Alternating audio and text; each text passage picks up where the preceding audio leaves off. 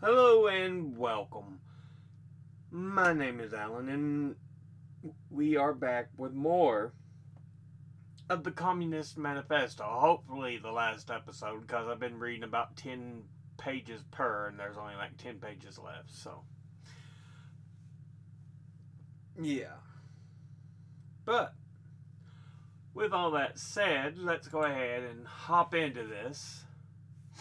This German socialism, which took its schoolboy task so seriously and solemnly, and extolled its poor stock in trade in such mountebank fashion, meanwhile gradually lost its pedantic innocence.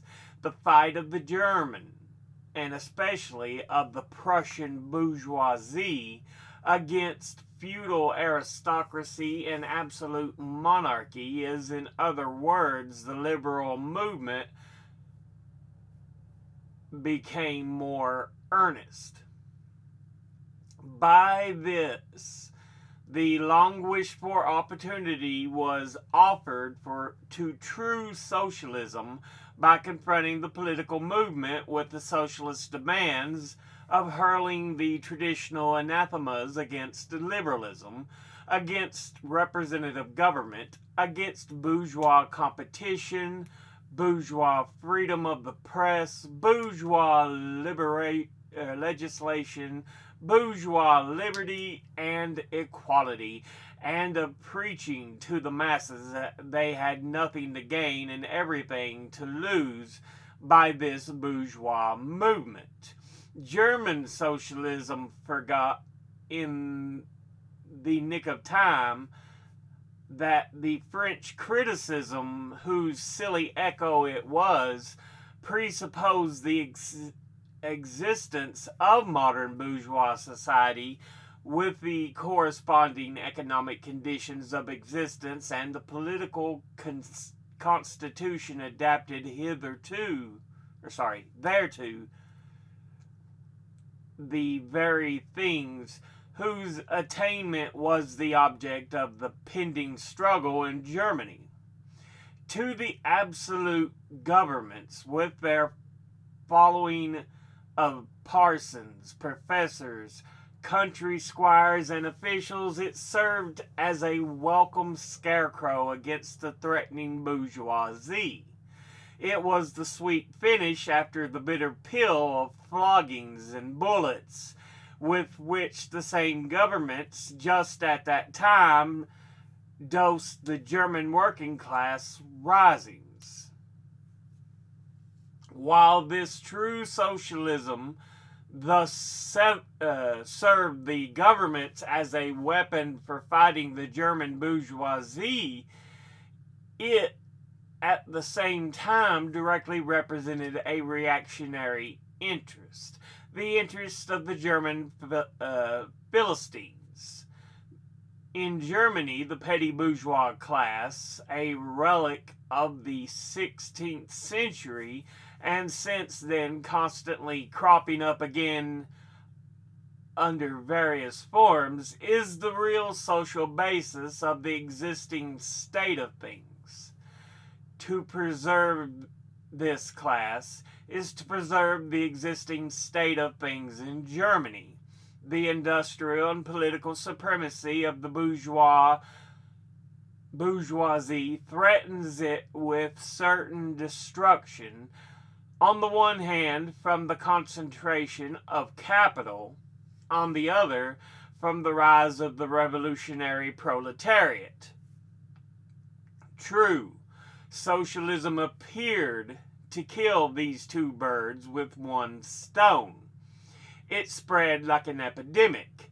The robe of speculative cobwebs, embroidered with flowers of rhetoric, steeped in the dew of sickly sentiment, this transcendental robe in which the German socialists wrapped their sorry eternal truce, all skin and bone, served to wonderfully increase the sale of their goods amongst such a public.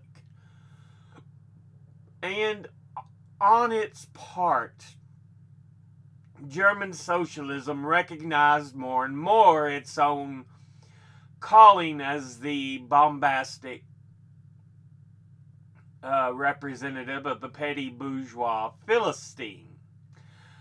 It proclaimed the German nation to be a model nation, and the German petty Philistine to be the typical man. To every villainous meanness of this model man, it gave a hidden, higher socialistic interpretation, the exact contrary to its real character. It went to the extreme length of directly opposing the brutally destructive tendency of communism and of proclaiming its supreme and impartial contempt of all class struggles.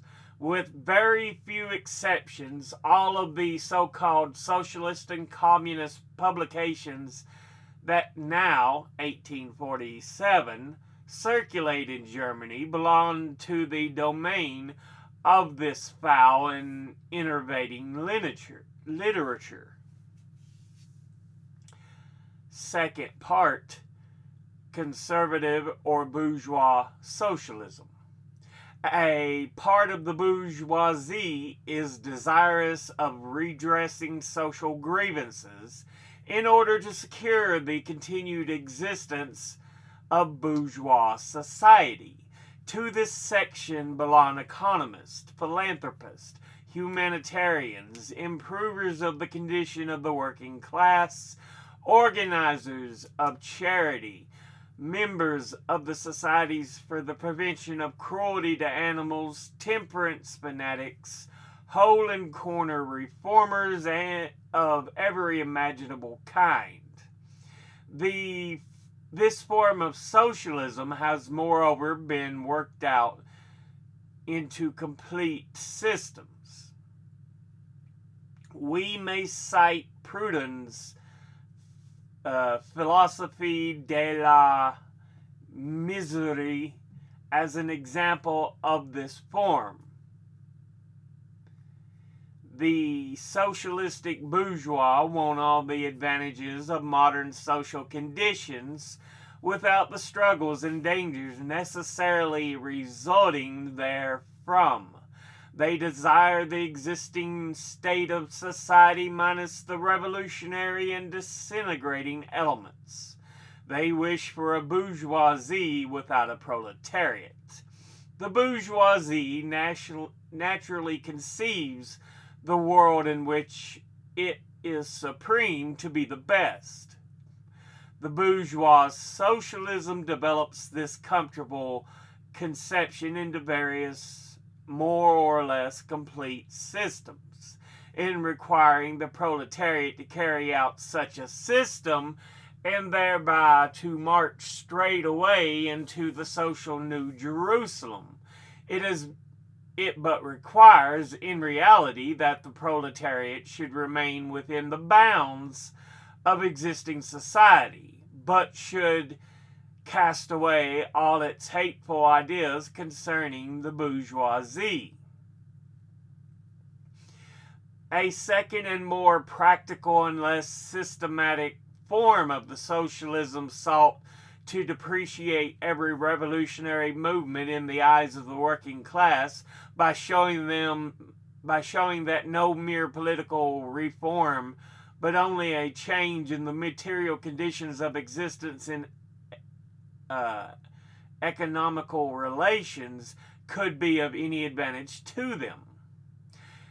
By changes in the material conditions of existence, this form of socialism, however, by no means understands abolition of the bourgeois relations of production and administrative reforms based on the continued existence of these relations. Reforms, therefore, that in no respect affect the relations between capital and labor, but at the best lessen the cost and simplify the administrative work of the bourgeois government.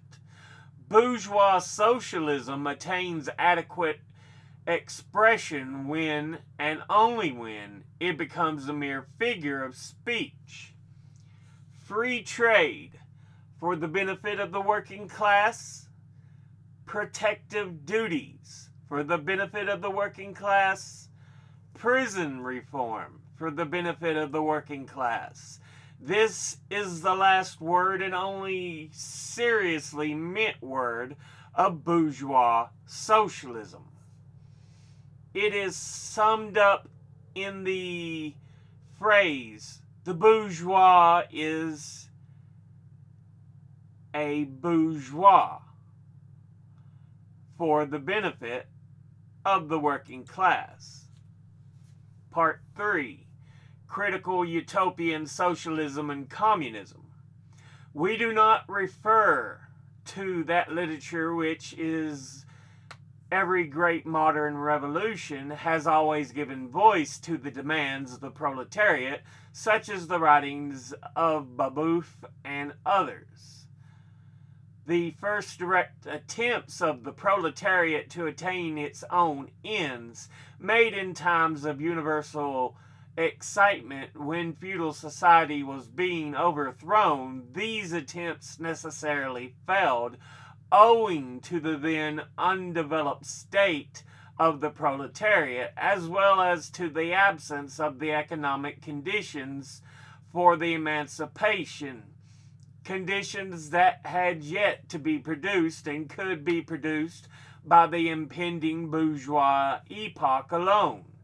The revolutionary literature that accompanied those first movements of the proletariat had necessarily a revolutionary character.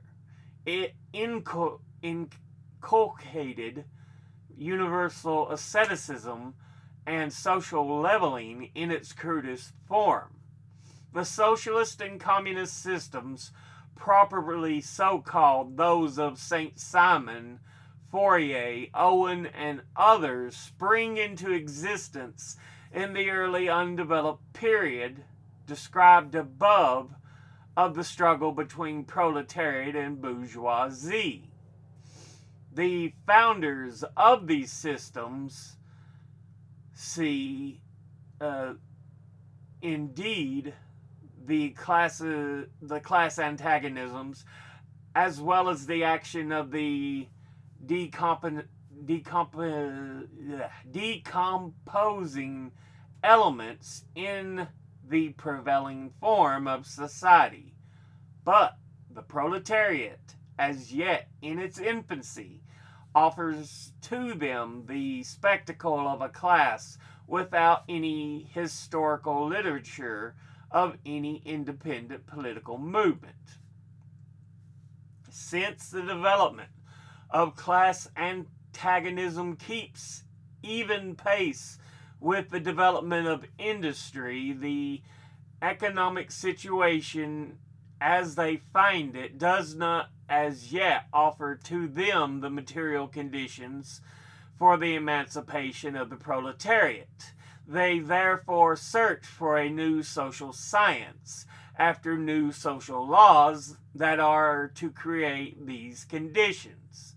Historical action is to yield to their personal, inventive action historically created conditions of emancipation to fantastic ones, and the gradual spontaneous class organization of the proletariat to an organization of society specially contrived by these inventors. Future history resolves itself in their eyes into the propaganda and the practical carrying out of their social plans. In the formation of the plans, they are conscious of caring chiefly for the interest of the working class as being the most suffering class. Only from their point of view of being the most suffering class does the proletariat exist for them. The undeveloped state of the class struggles, as well as their own surroundings, cause socialists of this kind to consider themselves far superior to all class antagonisms. They want to improve the condition of every member of society, even that of the most favored. Hence, they habitually appeal to society at large without distinction of class. Nay, by preference of the ruling class. For how can people, when once they understand their system, fail to see in it the best possible plan of the best possible state of society?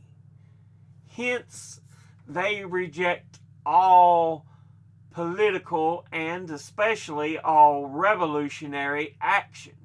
They wish to attain their ends by peaceful means and endeavor, and small experiments necessarily doomed to failure, and by the force of example to pave the way for the new social gospel.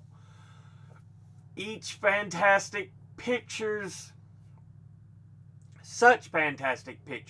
of future society painted at a time when the proletariat are still a very undeveloped state and has but a fantastic conception of its own position, correspond with the first instinctive yearnings of that class for a general reconstruction of society. But these socialist and communist publications contain also a critical element. They attack every principle of existing society. Hence, they are full of the most valuable materials for the enlightenment of the working class.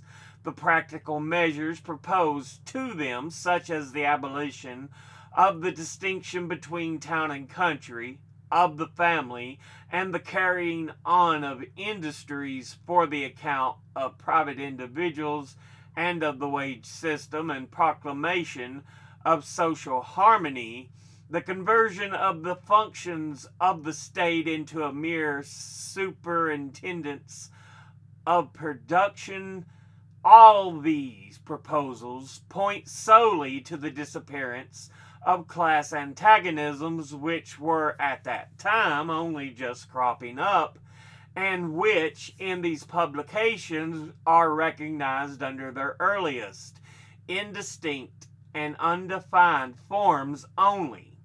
These proposals, therefore, are of a purely utopian character. The significance of critical utopian socialism and communism bears an inverse relation to historical development. In proportion as the modern class struggle develops and takes definitive shape, this fantastic standing apart from the contest, these fantastic attacks on it lose all practical value and theoretical justification.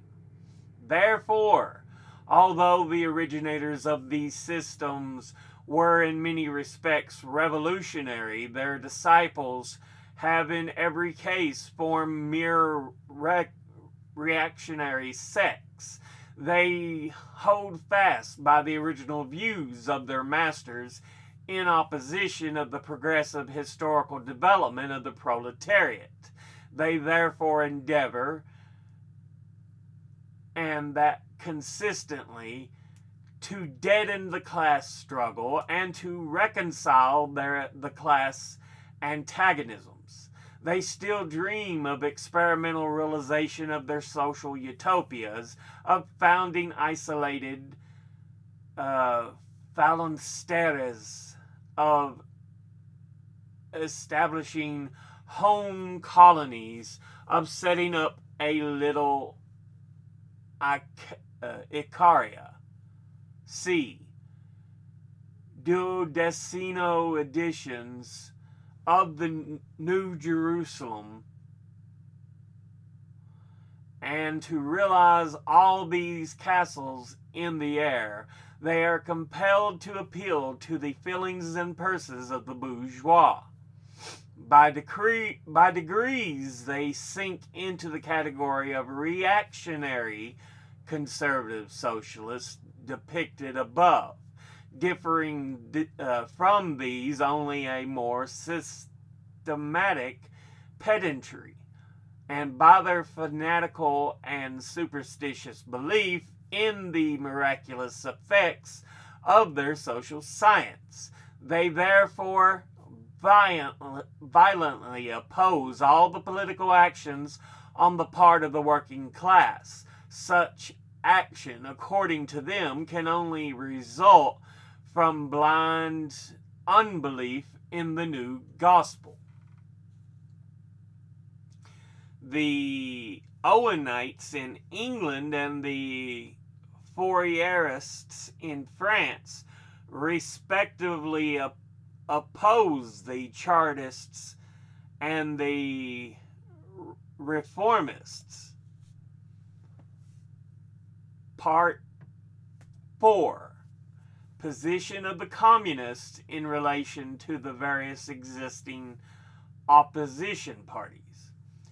Section 2 has already made clear the relations of the Communists to the existing working class parties, such as the Chartists in England and the agrarian reformers in America.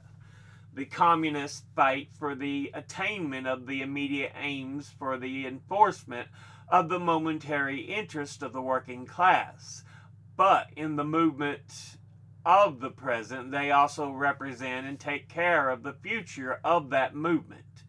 In France, the Communists ally themselves with Social Democrats against the conservative and radical bourgeoisie, reserving, however, the right to take up a critical position in regard to phrases and allusions traditionally handed down from the Great Revolution.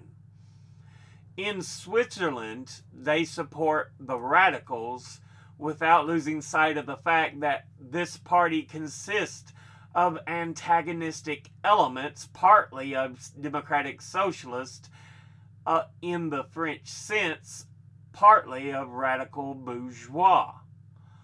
In Poland, they support the party that insists on an agrarian revolution as the prime condition for the national emancipation, that party which fomented the insurrection of Krakow in 1846.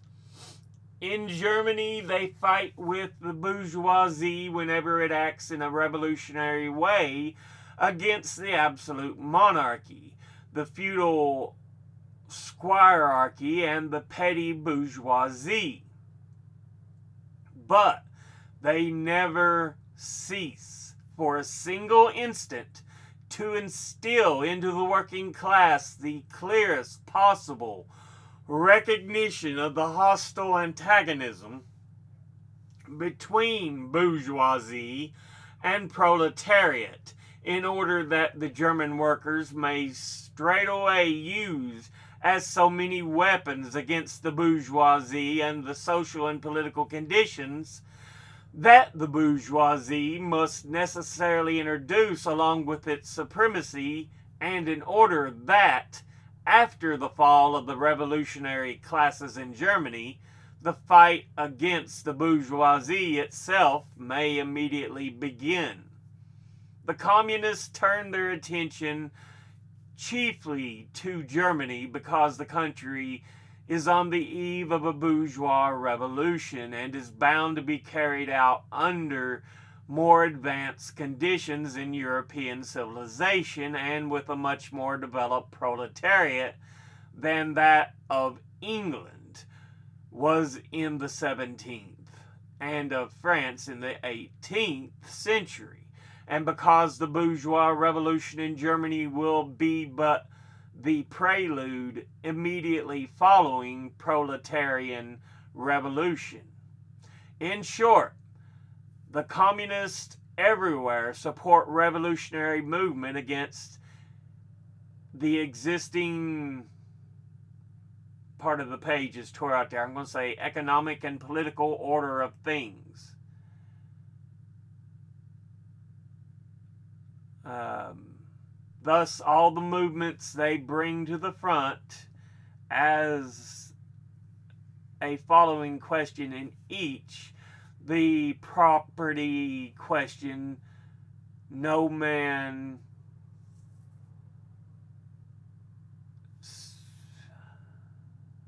I'm not sure, again, missing part of the page, what is its degree of development is at the time.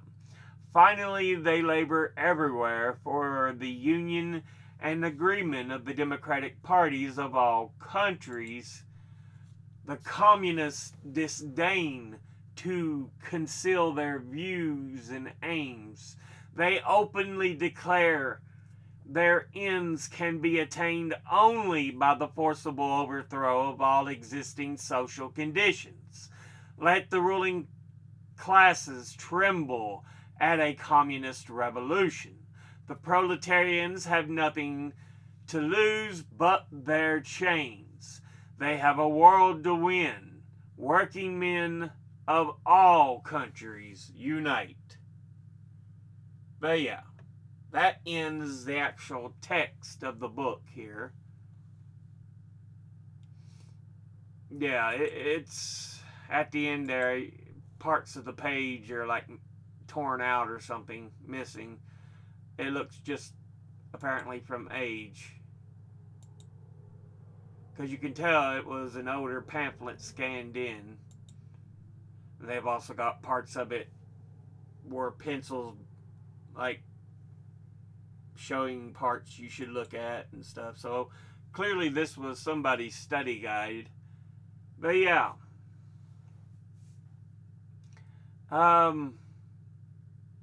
Now remember, German socialism, they talk about this particular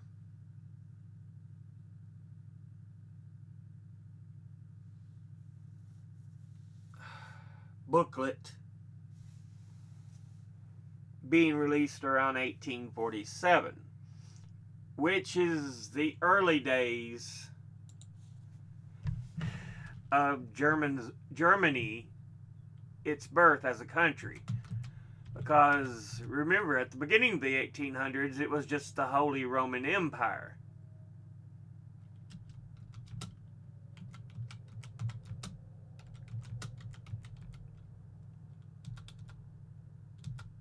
Creation.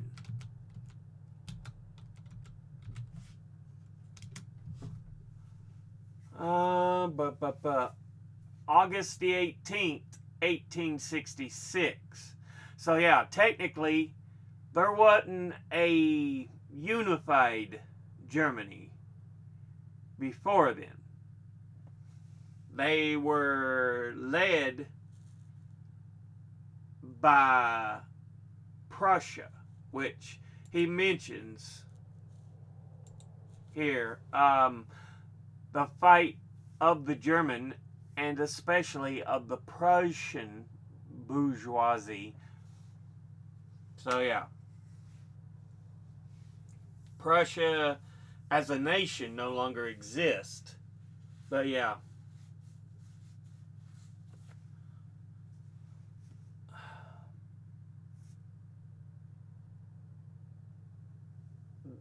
The modern Germany was more or less a collection of nation states.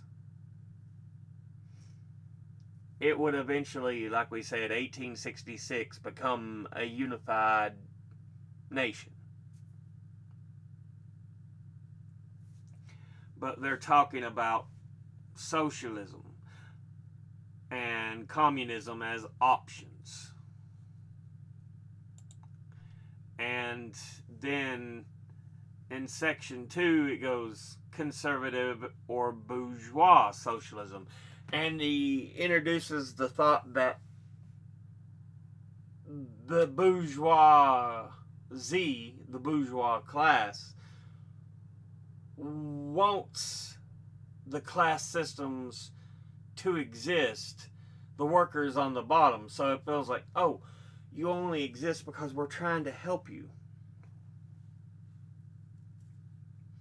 You know, it is our duty as being the better class, to toss crumbs. So yeah.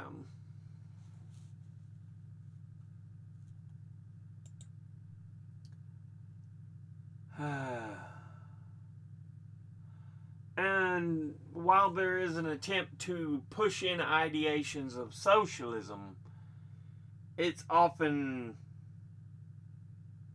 blunted by the bourgeois class because they don't want to lose their positions in society, their strengths in society.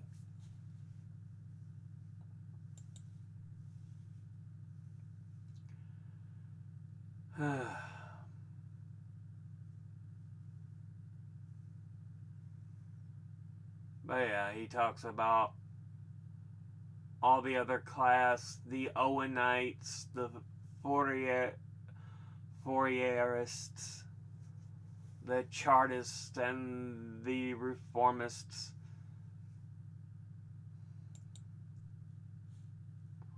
And then the final part here, part 4, he talks about how communism often has to team with other political organizations and describes it within France, within Switzerland, within Poland. So yeah. But that ends the actual pamphlet. There's the word I was looking for besides booklet. Yeah. That ends the actual pamphlet and this little mini series about the Communist Manifesto.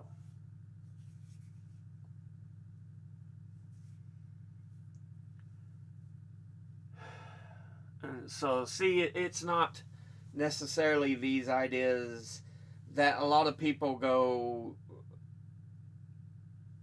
they're going to take everything. If you're a working class individual, they're not going to take your stuff. This is meant to be a system that breaks down classes. The upper crust, the upper classes are the ones they're going to come for. But yet there's always so many people brainwashed. Oh, communism means they'll come and take your stuff.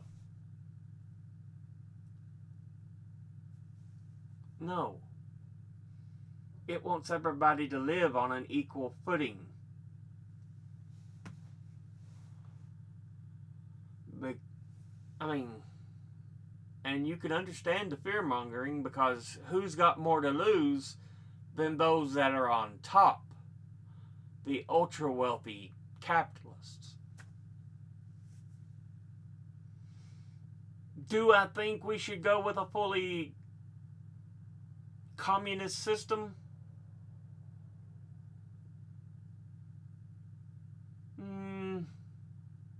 No, not fully. My personal thoughts, there should be elements of both communism and capitalism to keep it afloat.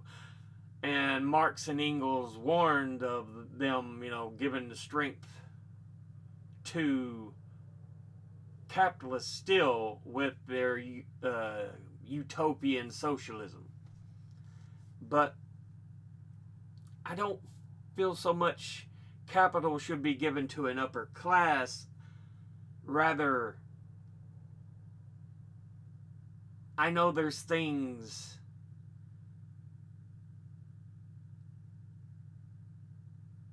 that will be hard to convince people to do. And so, not everything's going to match up to everything as far as the labor and everything involved. And so, not necessarily dollars, but a form of tradable currency. If you collect it, if you try to collect it and hoard it, it won't be worth anything. It's just there as a form of tradable currency. Because we see what happens if we just use purely capitalistic means. We get these greedy rich people.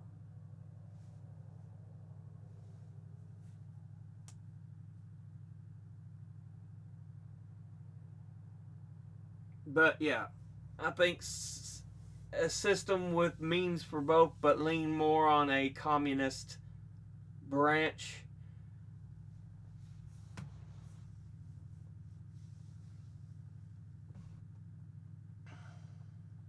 Because a lot of the ideas are good ideas. You want to end class division. And anything that would do that would be great. Children shouldn't be forced into labor at a 10-year-old to work with dangerous farm equipment just because it's cheaper. No. Have some human decency.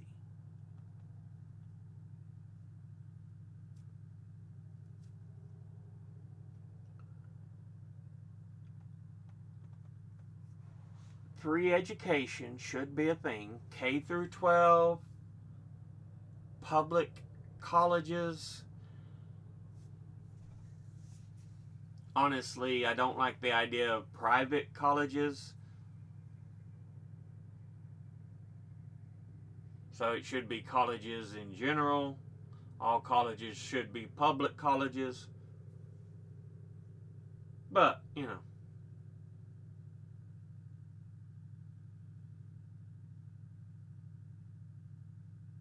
But yeah, I have very little trust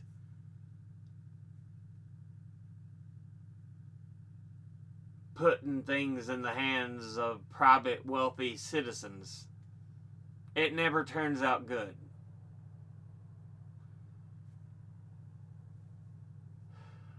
People go, but big government. Big government is doing things right. You know, think of the postal system. It did fine until Donnie stuck his fingers in it. Say, go ahead, Lewis. He sat there and started tearing things apart.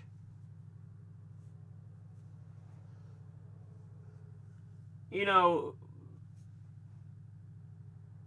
the systems work great if they're properly maintained. Social Security, still solvent. But, of course, Elon and his little fanatics are sitting there trying to take it apart, bit by bit.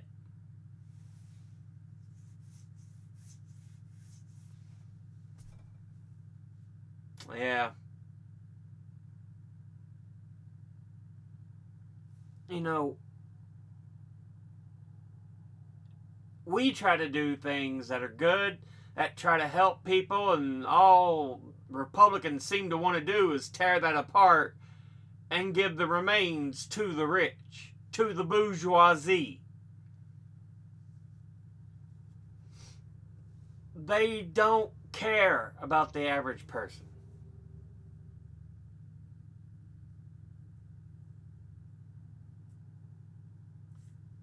And honestly, they need to go. They really do.